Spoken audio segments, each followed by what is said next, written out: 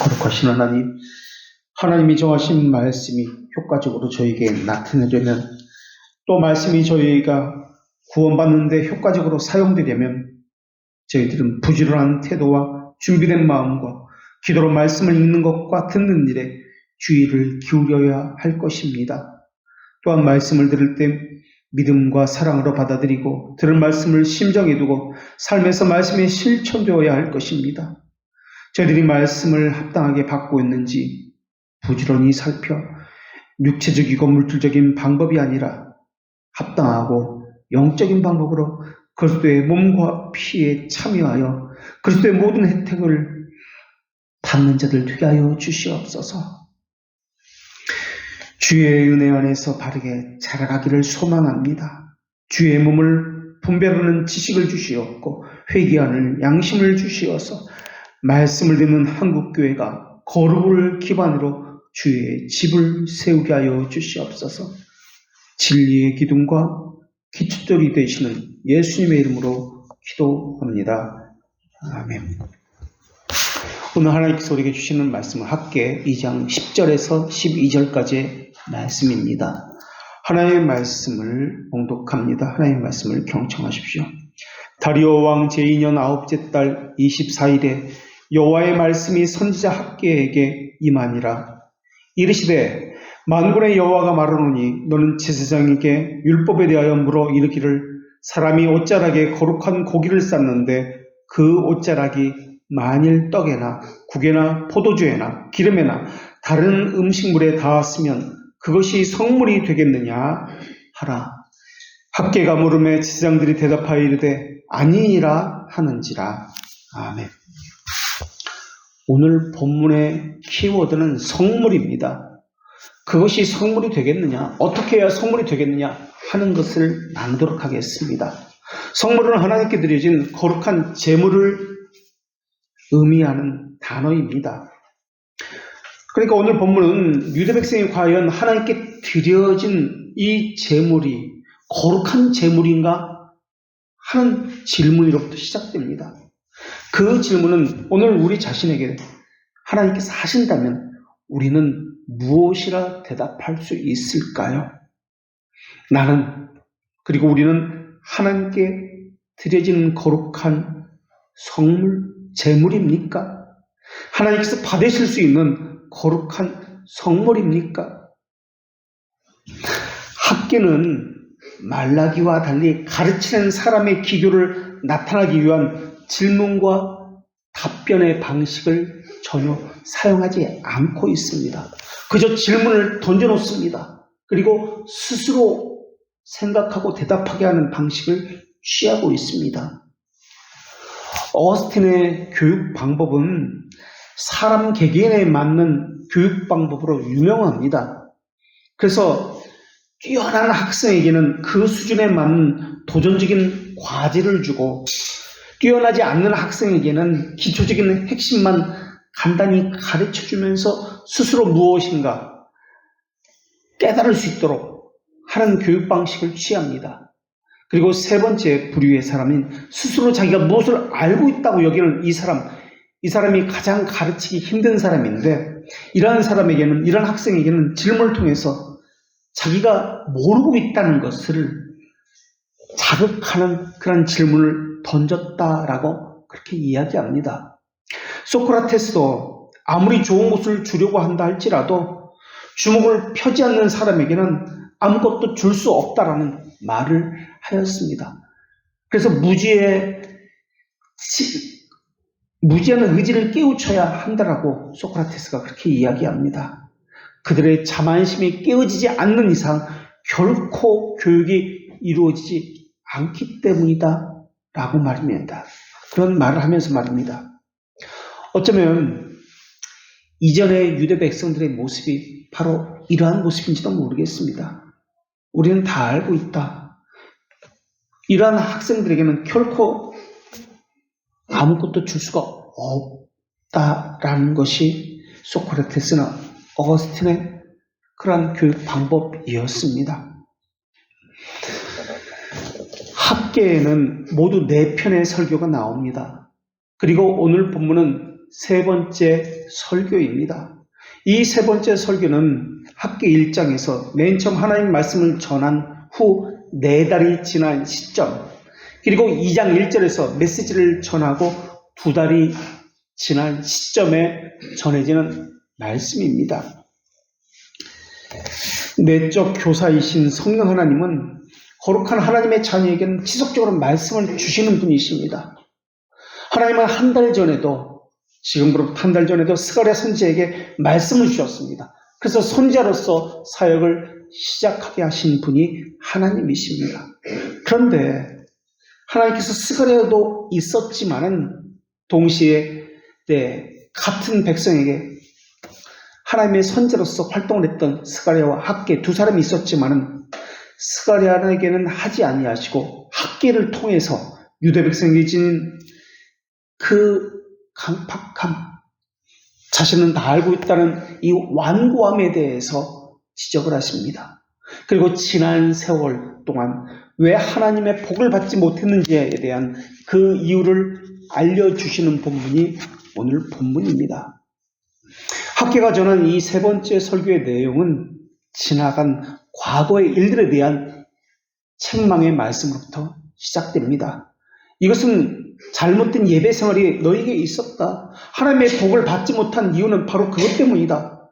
그리고 이것에 대한 개선책을 말씀하는 본문입니다. 우선 유다 백성이 복을 받지 못한 이유는 자기중심적 삶을 살았기 때문에 그렇습니다. 그들이 예배 안 드린 것이 아닙니다. 하나님을 안 섬긴 것이 아닙니다. 유대 백성의 문제는 예배를 안 드렸기 때문이 아니라 잘못 드렸기 때문에 문제입니다. 자신들은 거룩했고 정결한 것을 드렸다고 여겼습니다. 그러나 그들이 하나님께 거룩하고 정결한 것을 드렸다고 생각만 했을 뿐이지, 오히려 이것은 불결했고 오히려 오염됐고 부패한 것을 드렸다라고 하나님은 말씀하고 있는 것입니다. 이러한 것을 비유를 통해서 거룩한 것을 너희들은 드린 적이 없다라고 말씀해 주시는 본문입니다. 유대 백성은 지금까지 예배했습니다 라고 이야기합니다. 그런 어떻게 예배했는지에 대해서는 말하지 않습니다. 하나님도 이들에게 하나님께 예배하지 않았다는 것을 말씀하는 것이 아니라 어떻게 예배했느냐, 어떻게 섬겼느냐 하는 것을 말씀하고 있는 것입니다. 이것은 오늘 우리에게 가르치는 바가 큽니다. 우리는 과연 어떤 예배를 드리고 어떤 섬김을 드리고 있습니까? 불결함의 특징은 누를 것 같아서 아주 조그만 것이라도 삽시간에 전염시켜서 그 전체를, 온 재물을 부패하게 만든다는 데 있습니다. 유대 백성은 부패한 것, 타락한 것, 부정한 것을 하나님께 드렸습니다. 그러다가 성전 건축이 시작되면서 거룩이 무엇인지 조금씩 알기 시작합니다. 참된 경건의 삶이 무엇인지 겨우 이제 입문했다고 볼 수가 있습니다. 하나님은 거룩한 예배를 원하셨습니다. 그러나 유대 백성은 삶과 분리된 예배를 드렸습니다. 하나님께서 받으실 만한 거룩한 예배를 드리지 못했습니다. 하나님은 주일 한날을 말씀하는 것이 아니라 삶에서 어떤 예배를 드렸느냐를 말씀하고 계십니다. 그래서 오늘 본문의 요지는 거룩하지 못한 예배에 대한 책망입니다. 그런데 오늘 본문 말씀에서 그것을 듣는 대상이 누구인지를 주목해 보십시오. 하나님 우선적으로 모든 백성에게 그 책임을 묻고 계시지 않습니다. 바벨론에서 돌아온 사람들 중에는 여러 부류의 사람들이 있었습니다. 정치 지도자인 예루살렘 총독 수룹바벨이 있었고, 그를 비롯해서 종교 지도자인 대제사장 여호수아와 제사장들이 있었고, 유다와 베냐민 족장들이 있었고, 성전 건축을 지도했던 장로들이 있었고, 또 백성들이 있었습니다. 그런데 오늘 본문에서 학계 선자는 수많은 다른 지도자들도 있고 지도자급의 사람들도 있는데 제사장에게만 질문을 던지고 있습니다. 학계 선자가 질문을 던지는 것은 거룩함과 부정에 관한 율법에 관한 질문이었습니다. 제사장에게만 거룩과 부정한 것에 대해서 질문하는 이유는 제사장들은 율법을 가르치는 임무를 가진 사람이기 때문에 그렇습니다. 그러니까 제사장들에게 질문하면서 왜 거룩한 것, 불결함에 대해서 백성들에게 제대로 가르치지 않았느냐라는 책망의 소리도 담겨 있다라는 것입니다. 레위기 10장 11절에 보면 하나님께서 이렇게 말씀하셨습니다. 또나 여호와가 모세를 통하여 모든 규례를 이스라엘 백성들에게 가르치리라. 그리고 레위와 그 후손들에게 하나님은 신명기 33장 10절에서 또 이렇게 말씀하셨습니다.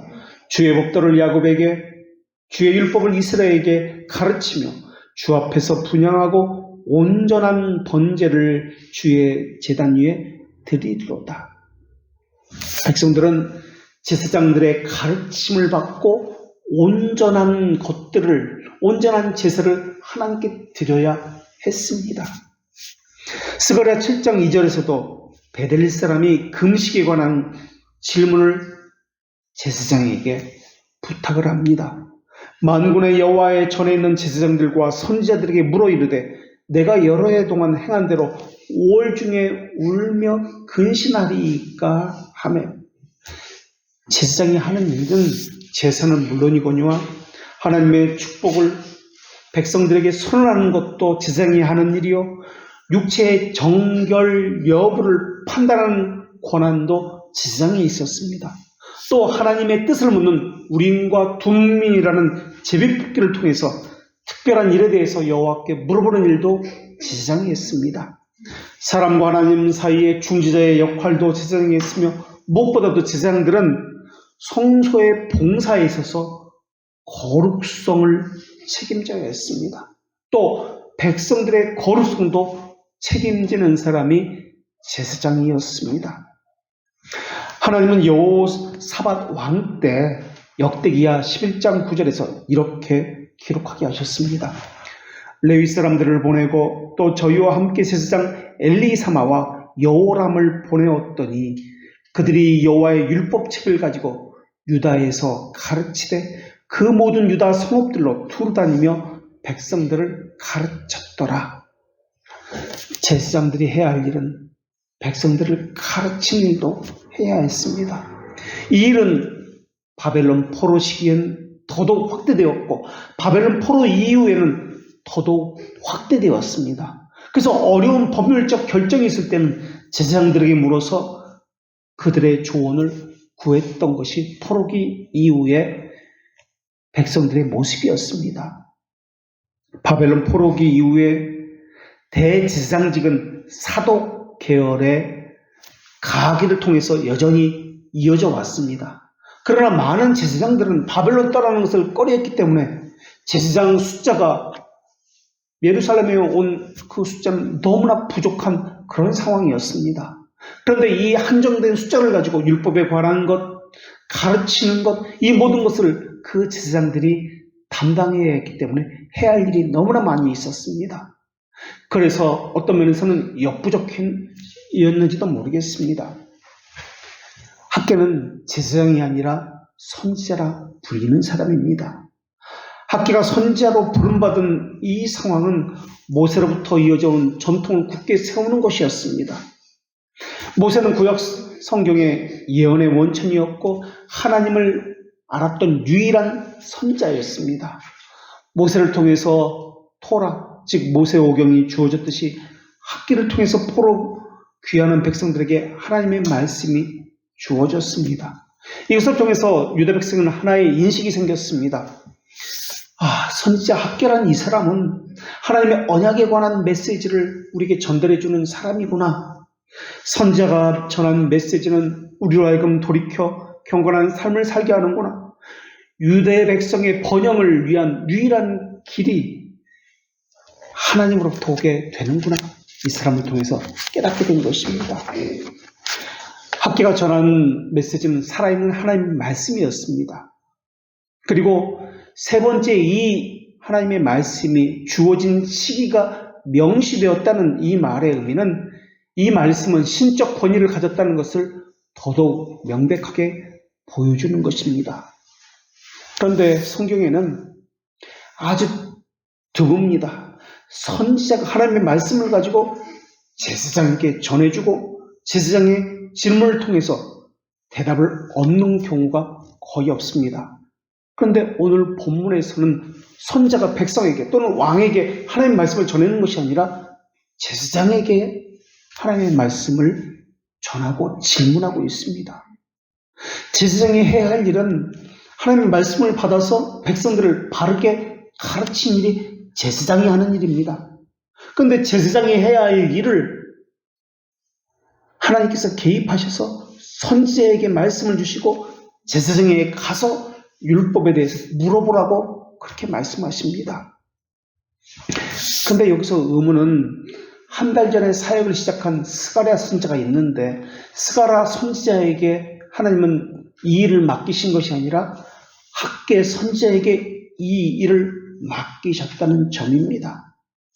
아마도 스가랴와 동시대 사람이 학계인데 스가랴는 선지자인 동시에 제사장이기 때문에 제사장인 스가랴가 다른 제사장을 가르치는 것보다 오히려 선지자인 학계가 질문을 하는 것이 하나님 보시기에는 더 효과적이었다고 그렇게 보셨는지도 모르겠습니다. 특히 당시 제사장들은 율법에 관한 지식은 있었지만은 그것을 실제로 백성들에게 실행하는 것은 별개의 문제였습니다. 당시 제사장들은 율법을 이야기하고 가르친다 할지라도 형식적 의식, 문자적 엄수에만 그쳤습니다. 제사장의 타락성을 잘 보여주는 것이 호세아 선지자의 그런 외침입니다. 또 성전 건축이 오랫동안 방치되었다는 말의 의미는 제사장들이 해야 할 일에 있어서도 오랫동안 방치했습니다 라는 의미일 것입니다. 그러니까 성전 건축이 벌어졌다는 것은 일차적인 책임이 제사장에 있다라고 해도 과언이 아닐 것입니다. 그런 제사장 중에 한 명이 스가랴였기 때문에 하나님은 스가랴에게 말씀을 주신 것이 아니라 학계에게 말씀을 주셨다고 보이는 것입니다. 그럴지라도 제사장인 이 스가랴에게 하나님께서 말씀을 주시고 선자로 불러주셨다는 것은 이것 때문에 고민한 사람이 스가랴였지 않는가라고 그렇게 추측을 해보기도 합니다. 어찌되었든 여호와의 말씀이 학계에게 임합니다. 이때 말씀이 임했다고 할 때 이 말씀이라는 단어는 공식적으로 하나님이 위엄 있게 근엄하게 권위 있는 말씀을 지칭하는 단어입니다. 하나님의 말씀을 받은 선자는 자기 생각, 자기 말을 덧붙일 수가 없습니다. 하나님의 말씀을 그대로 전해야만 합니다. 하나님의 이름을 빙자해서 자기 생각을 덧붙이는 것을 거짓 선지자라고 이야기합니다. 선자라는 이 단어는 히브리어로 나비라고 하는데 이 나비라는 단어는 물이 부글부글 끓어서 넘쳐서 압력을 견디지 못하고 폭발력이 있게 튕겨져 나가는 이러한 의미를 가진 단어입니다. 그래서 하나님이 주신 이 말씀을 말로 표현하지 않고는 불이 나서 견딜 수 없는 폭발하고 있는 많은 이런 의미를 가진 단어가 이 선자라는 단어입니다. 그런데 아무에게나가 아닙니다. 불을 토해내고 폭발해야 되는 그 방향도 하나님께서 늘 정해 주신다는 사실입니다. 오늘 본문에도 보면은 여호와의 말씀이 학계에게 임하였느니라 에게라는 단어를 썼습니다. 이 에게라는 단어는 어떤 대상을 향해서 가는 방향을 나타내는 전치사입니다. 그래서 본문에서 하나님의 말씀이 선지자 학계에게 임했다라고 말씀하고 있고 또 하나님께 받은 이 말씀을 학계 선지자는 제사장에게 전한다고 오늘 본문에서 말씀하고 있습니다. 에게라는 것은 그 방향성이 정해져 있다, 분명하다는 이 단어 전치사입니다. 선지자의 직무에는 두 가지 면이 있습니다. 하나는 영적인 눈으로 봄으로써 하나님의 계시를 받아들이는 자요, 다른 하나는 자신이 받은 하나님의 계시를 말하는 직무를 가지고 있습니다. 그러니까 선지자라는 용어 안에는 보는 자, 말하는 자, 이 두 가지 의미가 포함되어 있다라는 의미입니다. 선자는 보는 자로서 하나님의 계시를 관찰하고 받아들이는 주관적인 측면이 있는가 하면은 동시에 말하는 자로서 하나님의 말씀을 열정적으로 폭발적으로 선포하는 객관적인 면이 있습니다. 그래서 선자는 하나님의 말씀을 받는 자요 동시에 하나님의 말씀을 전하는 자입니다. 그래서 선자를 대언자다, 대변자다라는 말로도 불렀습니다. 선자와 제사장의 특징은 제사장은 대대로 상속을 받습니다. 계승을 합니다. 그러나 선자는 대대로 계승을 받지 않습니다. 하나님의 부르심을 받고 일을 행합니다. 이런 점에서 제사장과 선자는 다릅니다. 선자는 그 누구보다도 말씀에 사로잡혀야 된 용기의 사람이어야 합니다. 하나님께서 상속에 의해서 계승하지 않은 이유도 어쩌면 바로 이런 이유 때문에 그런지도 모르겠습니다. 왜냐하면 선자는 하나님의 영의 능력을 받아서 특수한 사명을 감당해야 했기 때문에 그렇습니다. 제사장은 주어진 절차에 의해서 주어진 일만 잘 감당하면 됩니다. 그러나 선자는 그렇지 않습니다. 선자는 어떤 특별한 모형을 따라서 패턴을 따라서 행동하는 사람이 아닙니다. 제사장은 전임 제사장이 했던 그 패턴을 따라서 똑같이 배워서 똑같이 그대로 일을 행하면 됩니다. 그러나 선자는 이전 선자가 행한 것과 전혀 다른 길을 가야 하는 사람입니다. 선자는 사람에게서 배워서 그 일을 하는 사람이 아닙니다. 제사장은 사람에게서 배워서 그 일을 똑같이 패턴을 가지고 행하면 됩니다. 그러나 선자는 하나님께 해야 할 일을 배워서 가르침을 받고 취해야 할 태도를 직접 하나님으로부터 가르침을 받는 사람입니다. 선자는 그가 가는 길은 수많은 핍박과 도전을 받는 길입니다. 그럴지라도 전적으로 순종하고 가야만 했습니다. 선자는 왕의 기름을 붓는 사람이었고 자기가 기름 부은 그 왕을 신랄하게 책망하는 사람이기도 했습니다. 선자는 때로 백성들에게 희망을 불어넣기도 했지만 그 백성들로 하여금 책망을 받는 사람, 비난의 대상이 되기도 했던 사람이 선자입니다. 수많은 비방과 불의에 대항해서 홀로 그 모든 것들을 견뎌내는 사람이 선자입니다. 제사장은 한 명이 아니라 수십 명, 수백 명이었습니다. 그러나 선자는 동료가 없습니다. 선자는 외로움과 싸워야 했고 그 누구도 알아주지 않는 멸시와 사명의 길을 걸어가야 했습니다. 그렇기 때문에 선자는 그 누구보다도 성령에 붙들린 그런 말씀의 사람이어야 했습니다. 최고의 권력을 가진 왕을 무서워해서도 안 됐고 숫자나 규모에 눌려서도 안 되는 사람이 선자였습니다. 군대의 총칼도 무서워하지 않는 사람이 선자였습니다. 죽이겠다는 협박에도 물러서던 사람이 아닙니다. 감옥에 갇히고 고문을 당해도 타협하면 안 되는 사람이 선자였습니다. 선자는 삶에서 하나님의 말씀으로 무장한 사람이었습니다. 그래서 그 누구보다도 하나님의 말씀과 일치된 삶으로 하나님의 말씀을 전할 사람이 선지자입니다. 아니라는 생각과 세상과 버텀에 살아가는 사람은 결코 선지자가 될 수가 없습니다. 사무엘 선지자가 그러했고 당당하게 다윗 앞에 나선 나단 선지자가 그러했습니다. 갈멜산과 온 이스라엘과 맞섰던 엘리야 선지자가 그러했습니다. 학개 선지자도 당당하게 하나님의 말씀을 가지고 백성들 전체와 맞서게 된 것입니다. 오늘 본문의 예언의 말씀은 어떤 사실을 알기 쉽게 설명하기 위해서 비유적인 말씀을 가지고 그렇게 접근을 합니다. 제사장들은 제사의 과정 가운데에서 제사장만큼 이 율법에 대해서 잘 알고 있는 사람이 없었습니다. 그래서 제사장에게 제사의 방법, 과정에 대해서 묻고 있는지도 모르겠습니다. 오늘 본문에서 제사장이라는 이 단어는 복수형입니다. 당시 예루살렘에 있던 모든 제사장이 이 질문에 답할 수 있는 자격이 주어졌다는 말입니다. 학개 선지자가 제사장들에게 던진 이 질문은 두 가지로 구성되어 있습니다. 그 질문의 하나는 거룩한 것에 대한 질문이었고 또 다른 질문은 부정한 것에 관한 질문이었습니다. 첫 번째 질문은 거룩한 것에 대한 질문입니다. 거룩한 고기는 하나님께 드려진 희생 제물을 이야기합니다. 그러니까 거룩하게 하나님께 드려진 제물 중에서 그 중에 일부분을 떼어내서 제사장에 준 고기가 있습니다.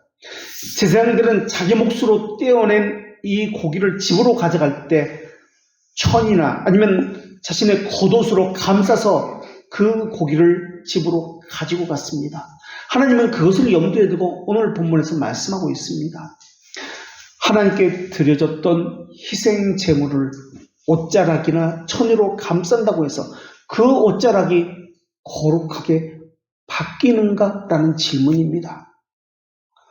거룩한 것은 그 자체로만 거룩하지 거룩한 것에 접촉했다고 다른 것까지 거룩하지 않습니다 하는 것이 제사장들의 대답입니다. 거룩한 것은 전염성이 없습니다. 그것 자체로 거룩합니다. 그래서 우리는 여기서 구원은 개인의 것이다 라는 것을 알 수 있습니다. 각자 구원이라는 것을 알 수 있습니다. 부부가 있다고 해서 한 사람이 잘한다고 다른 사람까지 구원받는 것이 아니라는 것입니다. 부모와 자식도 마찬가지입니다. 부모는 그 부모의 신앙으로 구원받고 자녀는 그 자녀의 신앙으로 각자가 구원받는다는 사실입니다. 그렇기 때문에 믿음의 사람이라는 아브라함의 자녀들 가운데 이스마엘이 나왔습니다. 이삭의 아들 가운데는 에사라는 사람이 나왔습니다. 부모의 신앙이 자녀에게 이어간다고요? 아닙니다. 경건한 다윗의 아들 가운데 하나가 그 아버지를 죽이려고 했던 압살롬입니다. 그러니까 부부, 자녀라고 해도 섬김도, 봉사도, 구원도, 헌상도 다 각각 개인적으로 라는 것입니다. 하나님 앞에 1대1로 서기 때문에 그렇습니다. 하나님 앞에 선다는 것은 진지하다는 말이고 진실하다는 말인데 이 진지함과 진실함은 성경에 보면은 술 잔뜩 취한 사람에게 나타나는 행동보다 더 명확하고 분명하게 나타나 보여진다, 확인된다라고 그렇게 말씀하고 있습니다. 하나님은 하나님의 자녀를 중생시킨 후에 그 사람으로 하여금 하나님의 의에 순종하기를 기뻐하게 만드십니다. 하나님의 의에 조화를 이루고 일치가 되게 만드십니다. 자기 이익을 생각하기보다는 어떤 것이 하나님의 뜻일까 먼저 생각하게 만듭니다. 어떻게 하는 것이 더 하나님께 가까이 나아가는 길인가 이것을 먼저 생각하게 만드시는 분이 하나님이십니다. 그래서 하나님의 자녀는 자기 이익을 먼저 고려하지 않습니다. 무엇보다 하나님께 더 가까이 나가는 것이 무엇인가 선택의 순간에 하나님의 영광이 더 결정의 그 원칙이 됩니다. 이런 과정을 통해서 그 사람은 내가 하나님의 자녀이구나 라는 것을 이 선택을 통해서 깨닫게 됩니다. 하나님은 하나님의 의를 사랑하도록 그들의 열정이 흩어지지 않도록 그들을 하나님께서는 붙들어 주십니다. 자기 멋대로 내버려 두시는 분이 아닙니다. 믿음이 있는 사람은 베드로후서 1장 5절을 보면 믿음과 덕과 지식과 절제와 인내와 경건과 형제 우애와 사랑 이렇게 8가지 덕이 나타난다고 말씀하고 있습니다. 이 8가지는 함께 나타나는 것입니다. 믿음이 있다가 한 5년쯤 후에 덕이 나타나고 덕이 있다가 5년쯤 후에 지식이 나타나고 그런 것이 아닙니다. 믿음이 있는 사람이라면 덕이 있고 지식이 있고 이 8가지 덕이 모두 나타난다라는 말입니다. 우리도 배우기를 칭이라는 단어를 배우면서 칭은 다른 말로 언약입니다. 자녀됨입니다. 거듭남입니다. 화목입니다. 견인입니다. 다 같은 의미입니다. 다른 단어를 사용하지만 같은 의미입니다 라고 우리가 배웠습니다. 단지 어느 측면에서 바라보느냐가 다를 뿐입니다. 라고 배웠습니다. 신앙생활이 성실한 것은 하나님과의 사귐이 증거가 있다는 뜻입니다. 하나님께 죄를 겸손히 고백한다는 말의 의미는 자기를 오픈하고 자신이 이런 사람입니다. 나는 죄인입니다라고 고백하는 것은 그 사람이 이미 하나님으로부터 죄들의 용서함을 받은 증거를 가졌다는 뜻입니다. 계명을 지키고 노력하는 믿음이 있다는 증거이기 때문에 그러하고 지체를 아끼고 사랑하는 것은 그가 거듭났다는 증거를 가졌기 때문에 지체를 사랑하고 교회를 사랑하는 것입니다. 그 마음 가운데 하나님의 영이 내주하고 있다면 소망이 있기 때문에 오래 참고 견디고 끝까지 포기하지 않는 견인의 증거를 나타낼 것입니다. 그리스도와 교제가 있다면 순종함으로 그 증거를 나타낼 것입니다. 순종의 전가를 받았기 때문에 그러합니다. 하나님을 사랑하고 하나님의 영광을 위한 삶을 살고자 한다면 그 사람은 하나님의 자녀로서 기업무르기를 한다는 증거가 있다는 말입니다. 이웃을 향한 자비와 교회를 아끼고 사랑하는 것은 진실한 신앙 고백이 있다는 말이고 담대하게 기도하는 것과 평화로운 양심을 주신 성령님이 그와 함께한다는 증거를 가졌기 때문에 그렇습니다. 이렇게 담대함으로 기도한다는 의미는 또한 그 사람이 하나님의 자녀라는 증거를 가졌기 때문에 기도할 수 있게 된 것입니다. 거룩하기를 사모한다는 말의 의미는 우리를 성결케 하시는 하나님의 영의 역사가 있었다는 말이고 거룩한 삶을 통해서 하나님을 닮겠다는 간절한 노력이 있다는 말의 의미는 그것은 하나님을 그 사랑의 증거가 그 사람에게 나타난다는 말의 의미입니다. 이렇게 하나님은 학계 선자를 통해서 비유를 들어서 설명해 주십니다. 거룩한 것을 접촉한다고 거룩해지는 것이 아니다 라고 말씀해 주셨습니다. 이것이 하나님께서 첫 번째로 하신 질문입니다. 두 번째 질문은 부정에 관한 질문입니다. 이번엔 반대입니다. 시체에 만질 때 시체를 만지게 되면 부정해집니다. 이 부정해진 손을 가지고 기름이나 다른 식물을 만졌을 경우에 어떻게 되는가라는 질문입니다. 기름이나 다른 식물을 만지게 되면 부정해진다는 것이 제사장들의 대답입니다.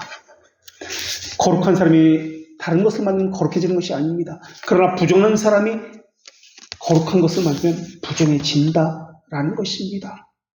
율법에 보면은 부정한 사람이 무엇이든 접촉하면은 그것이 부정해진다라는 겁니다.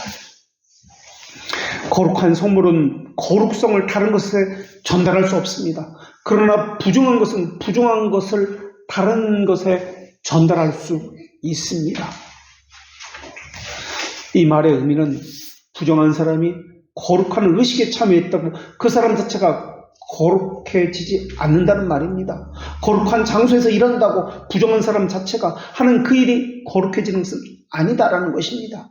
오히려 부정한 사람이 만지는 모든 것이 거룩한 것이라도 부정하게 다 변해버립니다 라는 의미입니다. 부정한 사람이 행하는 섬김도 부정한 것이 되는 것이고 부정한 사람이 드리는 예배도 부정한 것이 되어버립니다 라는 것이 제사장의 대답입니다. 학계를 통한 하나님의 질문에 대해서 제사장들은 율법에 기록한 그대로 정확한 대답을 했습니다. 이 교훈을 받을 때 우리도 주의하고 늘 살펴야 합니다. 부정한 것이 우리 가운데, 부패한 것이 우리 가운데 있진 않는지 유심히 살펴야 합니다. 왜냐하면 거룩의 파급력은 없어도 이 부정한 것, 부패한 것의 파급력은 엄청나기 때문에 그렇습니다.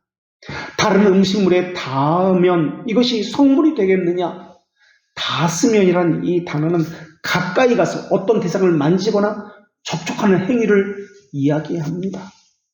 그리고 그 대상으로 진술하고 있는 것은 떡, 국, 포도주, 기름, 다른 음식물들입니다. 모두 다 사람이 먹을 수 있는 음식을 이야기합니다. 그리고 성물이 되겠느냐라는 이 단어는 의식적으로 또는 도덕적으로 부정한 것이나 세속적인 것부터 완전히 구별된 거룩함을 나타낼 수 있느냐? 그러한 의미를 가진 단어입니다. 세상은 아닙니다라고 대답합니다. 아니다라는 이 단어도 절대 부정을 나타내는 단어로 사용되었습니다.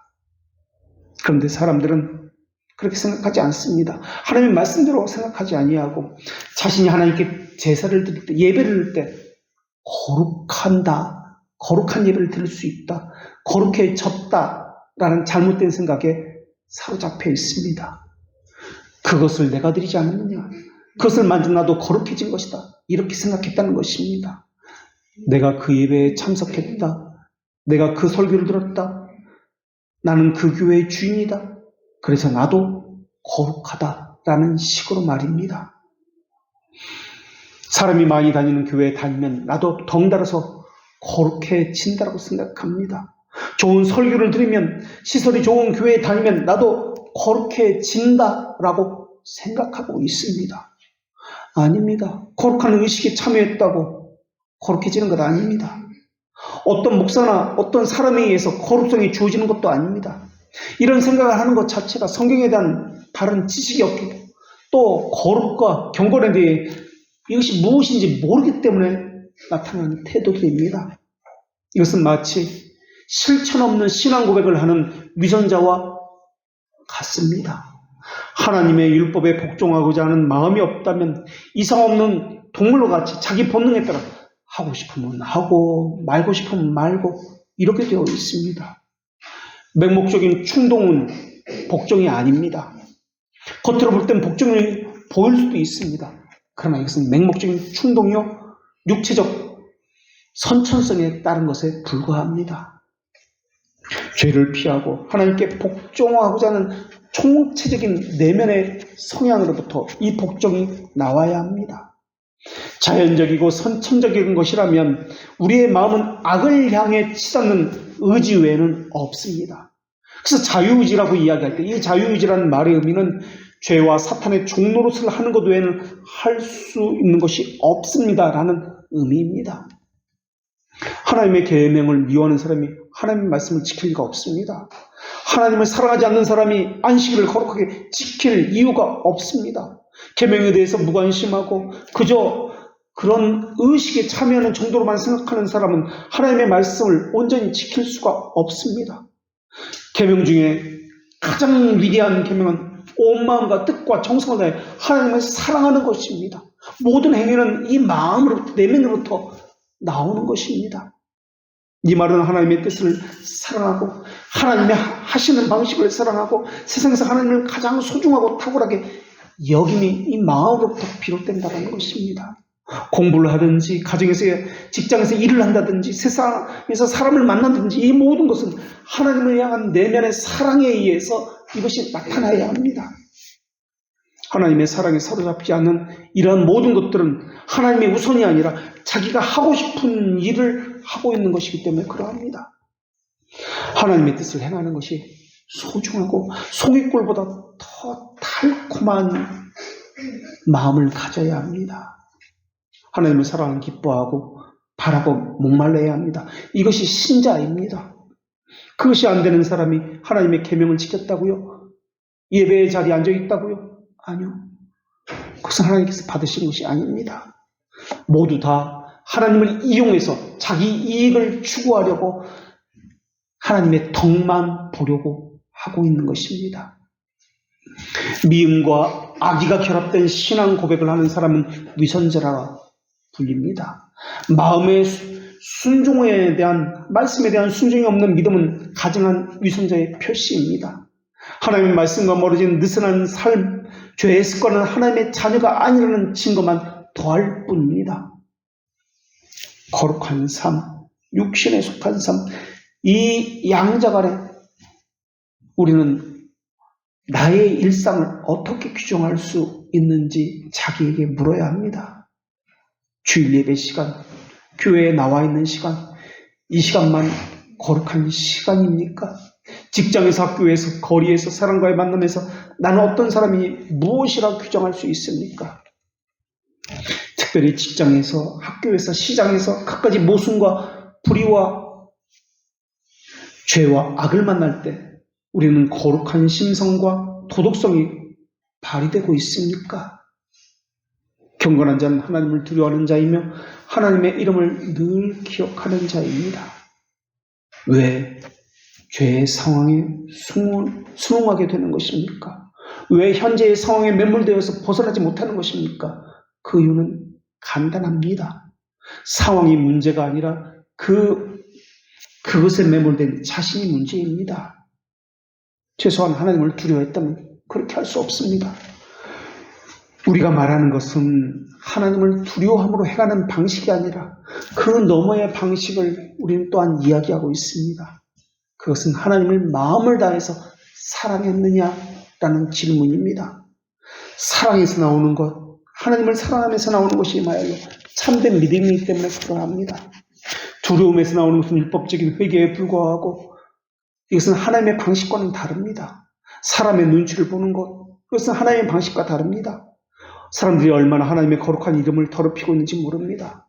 그러나 아무리 음란한 세대라도 거룩함의 영을 지키는 사람들은 반드시 존재합니다. 아합의 시대에도 하나님은 하나님의 사람을 남겨두셨습니다. 그리스도를 사랑한다면 아주 최악의 상황에서도 그분을 소유할 것입니다. 경건한 자들은 일반적으로 하나님을 두려워하고 사랑하는 자들입니다. 거기서 그치는 것이 아니라 하나님을 사랑하기 때문에 주체할 수 없는 이 폭발력, 토짐으로 인해서 계속 그들은 하나님을 이야기하지 않고는 견딜 수 없게 될 것입니다. 마치 선지자라는 이름처럼 말입니다. 지겹지도 않은데 계속 생각을 하고 계속 말을 할 것이고 유일한 그의 주제는 하나님일 것입니다. 온통 하나님의 이름을 기억하는 것으로 하루를 보내게 될 것입니다. 아무 일도 하지 않고 하나님만 생각한다. 그런 말의 의미가 아니라 다른 일을 하면서도 그렇게 보낸다는 말의 의미입니다. 오늘 본문의 배경이 되는 이 시기는 이스라엘 민족이 바벨론 포로 생활에서 해방되어서 돌아온 그 이후입니다. 그리고 백성들이 부패가 심하여서 용광로에 연단받기 이전의 모습, 이것보다 더 악화된 그러한 시기를 배경으로 하고 있습니다. 그러한 악한 시기에도 하나님을 두려워하는 자들이 있었습니다. 그리고 그들은 하나님에 대해서 고민했고 자주 이야기하는 사람들이었습니다. 시대가 악하다 하여 우리 열정이 느슨해진다고요? 아닙니다. 오히려 더 뜨거워지는 것이 우리 신앙의 선배들이 보여준 믿음의 모습입니다. 다른 자들은 느슨할 때 더욱 엄격해져야 합니다. 사람들의 거만함이 극에 달할 때 하늘을 향해 불경건한 말을 내뱉던 타락한 시기에 오히려 하나님을 두려워하는 자들은 하나님에 대해서 더 자주 이야기했습니다. 다른 자들은 원고였을 때 이들은 피고였습니다. 다른 자들이 하나님을 신물할 때 이들은 변호자로서 하나님을 변증했습니다. 노아 시대를 보십시오. 모든 세상이 부패했고 모든 사람이 부정한 사람들이었습니다. 그들은 물에 빠져 죽기 이전에 이미 죄에 빠져 죽은 사람들에 불과했습니다. 그런 시기에 노아는 당대의 완전한 자였으며 하나님과 동행하는 자였습니다. 상황이 안 좋다고요? 대화할 사람이 없다고요? 세상이 내 편이 아니라고요? 노아를 보십시오. 노아는 마치 그 시대의 빛과 같은 그러한 사람이었습니다. 아타나시오스를 보십시오. 온 세상이 아리우스와 이단 사상에 빠져 있을 때 홀로 진리를 수호했던 사람이 아타나시오스입니다. 신자는 다른 자들이 죄에 강해져 갈수록 더욱 용감하게 진리를 사수하는 사람입니다. 무신론자들이 하나님을 섬기는 것이 헛되다라고 그렇게 손을 높여 외칠 때 여호와를 두려워하는 자들은 오히려 이것을 변증했고 하나님을 더더욱 이야기했습니다. 더더욱 하나님을 사랑했고 뜨거운 열정으로 더더욱 모이기를 힘썼습니다. 초대교회에 모이는 날은 우리로 말하는 공휴일이 아니었습니다. 쉬는 날 모인 것이 아니었습니다. 낮에는 일하고 밤에 모였습니다. 일주일에 한 번 모인 것이 아니었습니다. 그들은 매일 모였습니다. 매일 모여서 교리를 배웠고 그리고 주일날에는 하나님께 예배했고 성찬의 떡을 뗐던 것입니다. 그들은 믿으면 죽는다는 것을 알고 있었습니다. 사회에서 불이익을 받는다는 것도 알고 있었습니다. 그리고 우상에게 절하지 않으면 마치 코로나 시대에 우리가 백신을 맞았다는 표를 받지 못한 것처럼 백신을 맞았다는 표시를 갖지 않으면 비행기도 탈 수 없고 식당에도 갈 수 없고 어떤 불이익을 받았던 것처럼 그들은 아무것도 할 수가 없었습니다. 상황이 이래서 못 모인다고요? 그들은 상황이 그래서 더욱 모였습니다. 그것이 초대교회입니다. 초대교회만 그랬던 거 아닙니까? 아닙니다. 교회의 역사가 시작된 이후로 항상 그랬습니다. 구약의 시든 신약의 시든 마찬가지입니다. 심지어 우리가 경험한 바에 의해서도 그것이 그러했습니다. 세상은 코로나 시대이기 때문에 모이지 말라고 했습니다. 세상은 모이는 자들을 살인자라고 그렇게 비난했고 또 교회가 모이는지 눈에 불을 켜고 감시했고 신고했습니다. 억압하고 핍박하면서 벌금을 매겼고 교회를 폐쇄시키기까지 했습니다. 초대교회는 물론이고 중세시대 종교개혁 시에 청교도 시기에도 마찬가지였습니다. 만약에 현재 우리의 신앙과 우리 신앙의 선배들의 신앙이 다르다면 둘 중에 하나는 잘못되었을 겁니다. 그들의 신앙이 잘못되었든지 우리의 신앙이 잘못되었든지 말입니다. 그런데도 사람들은 그때와 지금의 시대는 다르다고 이야기합니다. 그때는 그렇게 할 수 있는 시대였지만 지금은 그렇게 할 수 없는 시대라고 이야기합니다. 현대사회는 바쁜 시대라서 모일 수 없다고 이야기합니다. 그런 말에는 기원전에도 있었던 말입니다. 물론 키케로라는 이 철학자는 신앙생활을 보고 한 말은 아닙니다. 그러나 그 자신이 살던 이 기원전의 이 시대를 보고 세태요 실로 한탄할 만하구나 라고 비통해했습니다.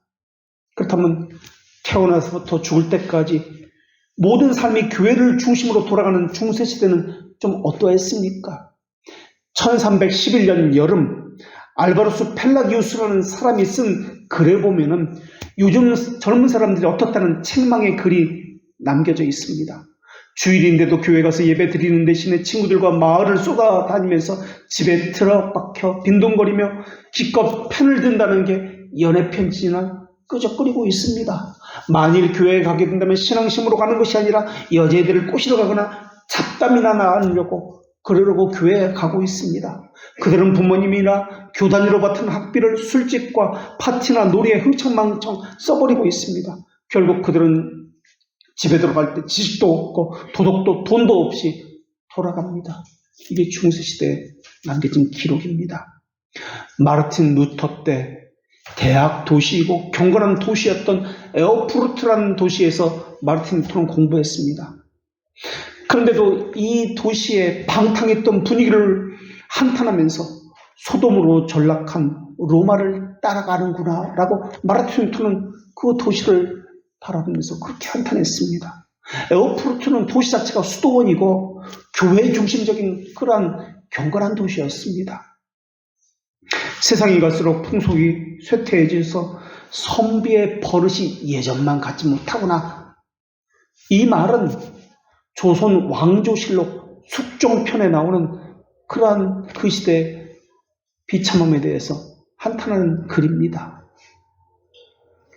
이 세상은 항상 타락했습니다. 항상 부패했습니다.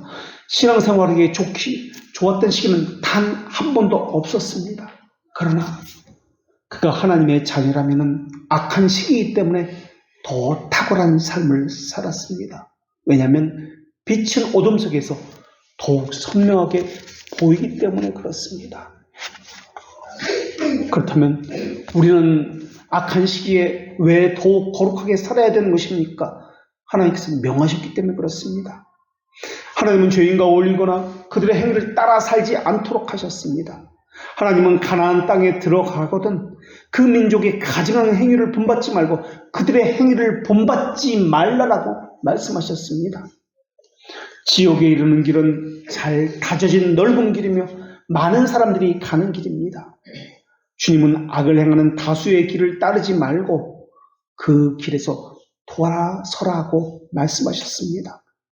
다수가 가는 길, 대중이 원하는 길, 이것만 봐도 하나님이 원하시는 길이 아니다라는 것을 알 수가 있습니다. 우리가 가야 할 길이 어떤 길인지 충분히 이것만 보아도 알려주고 있습니다.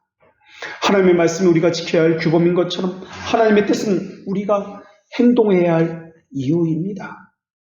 악한 시기에 거룩하게 산다는 것, 이것은 은혜를 받았다는 징표입니다. 평온한 시기에 신앙을 고백하는 것은 아무나 누구든지 할 수 있습니다. 그러나 하나님의 자녀는 노예가 자연스럽게 자유를 갈망하는 것처럼 하나님께 순종하고 싶어하는 마음이 폭발치듯 이 안에 간절함으로 넘쳐 흐르고 있습니다. 더욱이 진리를 핍박하는 시기에는 이것이 폭발적으로 번져나오게 되어 있습니다. 하나님의 길을 따르며 진리를 살아가는 것은 하나님의 은혜가 그와 함께한다는 증거이기 때문에 그러합니다. 죽은 물고기는 강물을 거슬러 올라갈 수가 없습니다. 강물의 흐름을 따라서 떠내려갑니다. 그러나 살아있는 물고기는 물살을 거슬러서 헤엄치게 되어 있습니다. 이처럼 악한 시대의 흐름을 거슬러 헤엄치는 자, 왜 그렇게 하는 것인지 아십니까? 하나님의 은혜가 살아있기 때문에 그렇습니다. 아합 시대에 엘리야 선지자가 그러했습니다. 이사야도 그러했으며 예레미야 선지자도 그러했습니다. 그들 자신의 마음에 입술에 제단의 수치 닿아서 정결케 되었음을 그들은 입증하는 삶을 살았습니다. 하나님의 제단이 무너진 시기였습니다. 그러나 전능하신 하나님을 향한 열정은 식어지지 않았습니다. 그런데 바벨론에서 돌아온 유대 백성은 다른 나라 이방 사람들과 구별되는 것이 전혀 없었습니다. 구별되었다는 말은 거룩이라는 말의 의미입니다. 하나님의 말씀을 듣지 않는 것이나 율법을 지키지 않는 것이나 불순종하는 것이나 불충성하는 것이나 그들이 의식적인 것 몇 가지 행위를 한다는 것으로 이방 민족과 구별된다고 말할 수 있는 것이 아닙니다. 예레미야에 보면은 하나님은 하나님 말씀에 불순종하면서 제물을 드리고 희생 제사를 드리는 유대 백성을 책망하는 말씀이 나옵니다. 그때 하나님은 유대 백성에게 제사를 드리고 제물을 바치는 이 유대 백성에게 이 민족이다라고 말씀하셨습니다. 마치 학개시대 유대 백성을 향해서 이 백성이다라고 말씀하고 있는 것과 같은 이치입니다. 예레미야 7장 28절의 말씀에서 하나님이 이렇게 말씀하십니다. 너는 그들에게 말하기를 너희는 너희 하나님 여호와의 목소리를 순종하지 아니하며 교훈을 받지 아니하는 민족이라. 진실이 없어져 너희 입에서 끊어졌다 할지니라.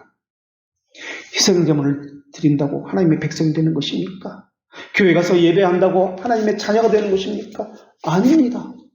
그럴 때는 유대 백성에게 하나님은 책망하실 이유가 없습니다. 사무엘이 사울에게 책망할 이유도 없습니다. 사울에게 중요했던 것은 하나님께 어떻게든 예배 드리고 싶은 이 간절함이 있었습니다. 예배 드렸습니다. 사울은.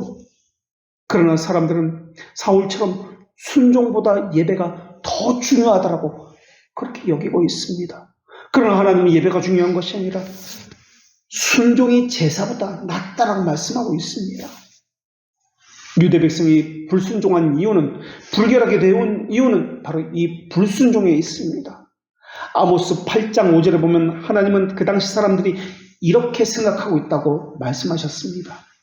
너희가 이르기를 월삭이 언제 지나서 우리가 곡식을 팔며 안식일이 언제 지나서 우리가 밀을 내게 할꼬. 이게 무슨 말이냐면 빨리 끝나고 집에 가야 되는데 집안일이 산더미같이 쌓였는데 공부도 해야 되고 일도 많은데 예배가 빨리 끝났으면 좋겠다. 지금 그 말입니다. 저는 예배가 빨리 끝났으면 좋겠다라고 해석을 했지만 성경에서는 유대 백성이 안식일이 빨리 지났으면 좋겠다. 집에 가서 밀을 지금 쌓여있는데 이거 정리해야 되는데 집안일이 많은데 이게 아모스 8장 5절의 말씀입니다. 그게 그 당시 백성들의 모습이라는 거예요. 예배 드립니다. 섬기고 제사를 드립니다. 그런데 빨리 끝났으면 좋겠다. 이게 아모스 시대의 백성의 모습입니다. 겉으로는 주님이라고 이야기합니다. 그러나 하나님은 내 백성이 아니라고 말씀합니다. 이들에게 주님은 하나님이 아니라 자신들이 하고자 하는 소망, 꿈과 같은 것, 일과 같은 것, 돈과 같은 것이었습니다. 하나님 이사야 선지자를 통해서 이렇게 말씀하셨습니다. 이사야 29장 13절의 말씀입니다. 주께서 이르시되 이 백성이 입으로는 나를 가까이 하며 입술로는 나를 공경하나 그들의 마음은 내게서 멀리 떠나나니 그들이 나를 경외함은 사람의 계명으로 가르침을 받았을 뿐이라. 하나님은 그냥 제사를 원하는 것이 아닙니다. 순종이 기반이 된 제사를 원하십니다. 이사야 1장 11절에서 하나님 또 이렇게 말씀하셨습니다. 여호와께서 말씀하시되 너희의 무수한 재물이 내게 무슨 유익이뇨? 나는 순양의 번제와 살찐 짐승의 기름에 배불렀고 나는 숫송아지나 어린 양이나 순염소의 피를 기뻐하지 아니하노라. 너희가 내 앞에 보이러 오니 이것을 누가 너희에게 요구하였느니라. 내 마당만 밟을 뿐이니라.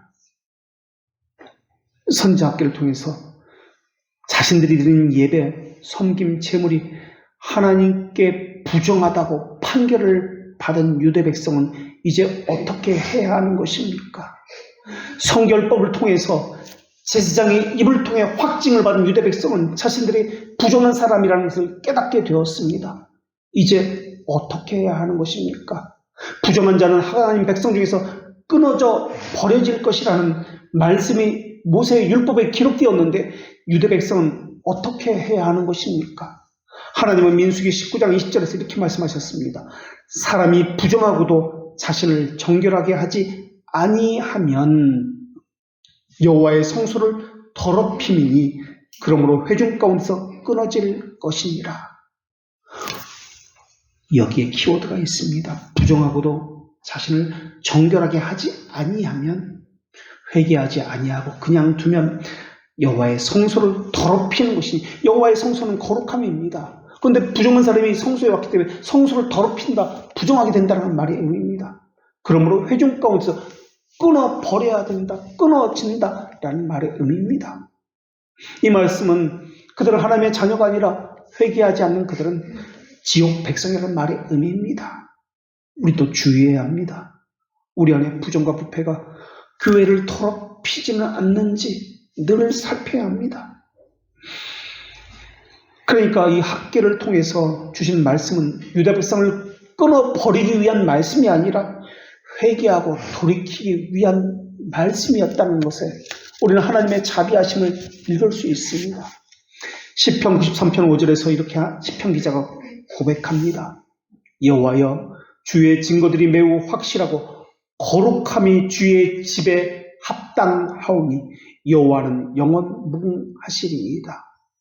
거룩함이 주의 집에 합당하다라는 이 말의 이 단어를, 이 부분을 NIV 영어 성경은 이렇게 번역합니다. 오 주님, 거룩함이 주의 집을 영원히 장식하나이다. 주의 집을 장식하는 것은 거룩함이라는 거, 이렇게 영어 성경은 번역했습니다. 주의 집, 이 성전은 거룩함으로 지어져 가는 것이지 벽돌이나 외형이나 이런 것으로 지어져 가는 것이 아니라는 말입니다. 우리가 안식일을 지킨다는 말의 의미도 마찬가지입니다. 사계명은 그저 안식일을 지키라고 하지 않습니다.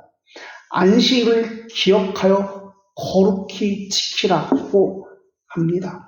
안식일을 지킨다는 말의 의미는 그저 예배당에 나와서 앉아있다는 말의 의미가 아닙니다. 의식에 참여했다는 말도 아닙니다.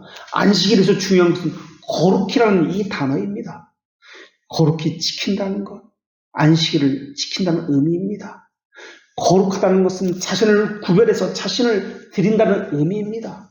하나님께 순종함으로 구별하여 드리고 하나님의 것이고 구별하여 하나님께 드린다는 말의 의미입니다. 자신의 삶을 제물로 드린다는 말의 의미입니다. 이것이 안식일을 거룩하게 지킨다는 의미입니다. 그리고 여기에 기억하여라는 단어가 첨가되어 있습니다. 의식적으로 자기를 구별하기 위해서 늘 살피고 이 거룩함을 심정에 간직한다는 말의 의미입니다. 그래서 신앙고백서 21장과 대규리 응답 117문에 거룩하게 지킨다는 의미가 무엇인지를 잘 설명하고 있습니다. 또 칼빈은 기독교에서 거룩하게 지킨다는 말의 의미를 자기 의지를 굴복시키고 자기 심정을 포기하고 자신의 모든 육체적 욕망을 포기하여 하나님의 역사를 체험하는 것이다 라고 거룩히 지킨다는 말을 이렇게 해석했습니다. 자기 의지를 굴복하는 것, 신정을 포기하는 것, 육체적 욕망을 포기하는 것, 이게 거룩하게 안식일을 지킨다는 의미다 것입니다. 또 공개적이고 개인적인 예배를 드리는 것에 힘쓰는 것이 안식일을 거룩하게 지키는 것입니다.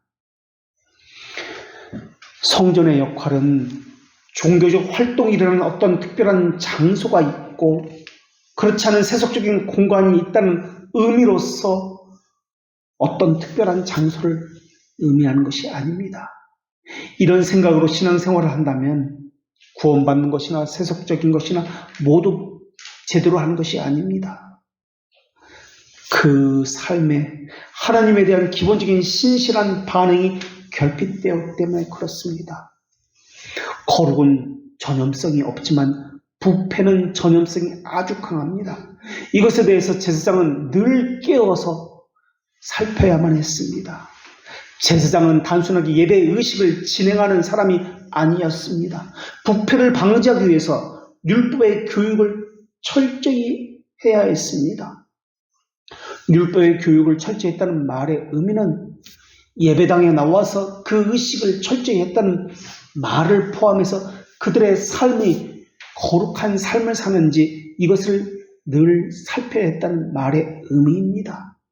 그리고 조금의 부패성이 그 공동체, 교회라는 장소를 의미하는 것일 수도 있고 유다 백성이라는 전체 공동체를 의미하는 것일 수도 있지만 이 안으로 들어오는 것을 못하도록 늘 깨어서 살펴야 한다는 말의 의미입니다. 회중 가운데 하나님의 말씀에 불순종하는 사람은 없는지, 안식일을 거룩하게 지키지 못하는 사람은 없는지, 성전을 거룩하게 하지 못하는 요소는 없는지 살펴서 그 모든 부정적인 요소를 제거하는 사람이 제사장입니다. 이것을 하지 않으면 교회는 타락합니다. 부패합니다. 하나님의 진노를 부패한 그 사람만 받는 것이 아니라 전체가 부패해졌기 때문에 공동체 전체가 진노를 받게 되어 있습니다. 부패는 전체를 부패하게 만들기 때문에 그러합니다. 성찬에서도 마찬가지입니다. 거룩은 하나님의 백성을 달리 불리는 이름입니다. 그래서 성도라고 부릅니다. 하나님의 날은 물론이고 하나님이 하시는 사역도 하나님이 정하신 방법도 하나님께 속한 모든 것이 거룩입니다. 그것을 전제로 하나님은 오늘 우리에게도 그것이 성물이 되겠느냐라고 묻고 계십니다. 하나님은 거룩에 대한 탄원에서 이렇게 말씀하셨습니다. 너희가 육신대로 살면 반드시 죽을 것이로되. 그러기에 세상 사람들은 다 그렇게 산다 할지라도 신자는 그렇게 살면 안 됩니다. 특별히 신자는 군사라고 불리는 사람입니다.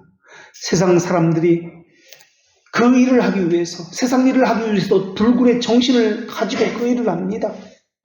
신자는 그것을 뛰어넘는 그러한 정신을 가진 사람입니다.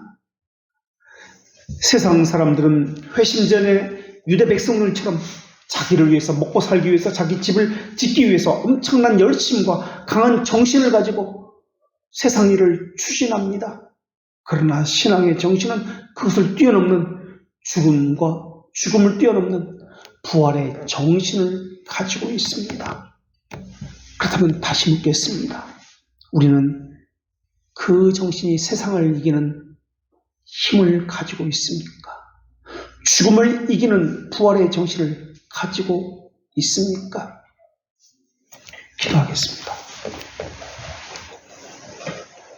거룩하신 하나님, 성령 하나님께서 그리스도께서 값주고 사신 구속의 은혜를 저희에게 효과적으로 적용하여 주심으로 인해서 저희는 하나님의 말씀에 참여하여 싸우니 효과적인 부르심을 받은 자마다 그리스도와 연합함으로 저에게 주신 말씀을 삶에서 적용하고 거룩을 이루어 나가게 될 것입니다. 성령님께서 붙들어 주시어서 주의 백성에게는 의지를 새롭게 하여 주셨사오니 참된 회개의 삶을 살게 하여 주시었고 주의 은혜를 받는 모든 혜택을 받을 뿐만 아니라 이것을 누릴 수 있게도 하여 주시옵소서. 삼위 동질의 거룩하신 하나님만이 받으셔야 할 영광을 다른 것에게는 주지 않기도 하여 주시옵소서. 삶에서 하나님과 동행하고 묵상의 삶을 살게 함으로 하나님과 늘 동행하는 삶을 통해서 주님의 것이 되기로 약속했던 이 모든 약속들이 지켜지며 기억되고 보관되어지게 하여 주시옵소서. 언약의 말씀으로 오신 예수님의 이름으로 기도합니다. 아멘.